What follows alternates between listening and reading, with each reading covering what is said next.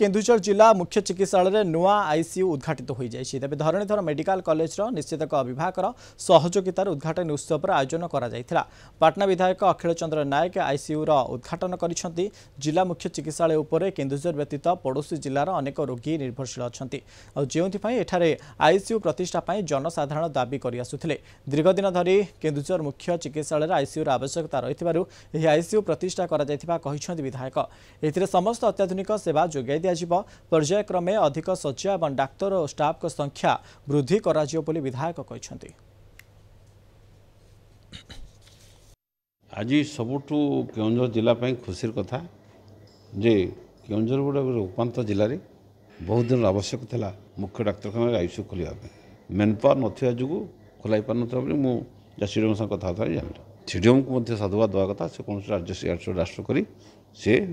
जो आईसीयू खोलिया जो उपक्रम कले करेले से साधुवाद धन्यवाद सरकार को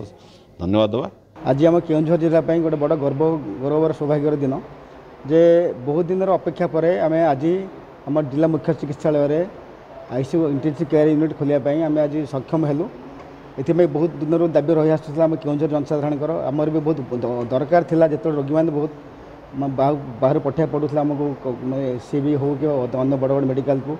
आमर ये खोलिया द्वारा आमर केन्दुझर लोक मैंने उपकृत हो पारे आम इमिडिएट ट्रिटमेंट दे पारू। आज केन्दुझर एक गर्व एवं गौरव विषय अच्छी कारण दीर्घ दिन दाबी जो थिला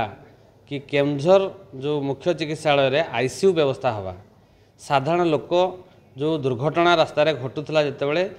प्रतिटी कथार भुवनेश्वर कटक बड़ मेडिकल को नवाई पड़ूला साधारण लोकंर आज सुविधा सरकार चिंता करिसेंती प्रशासन चिंता करछि।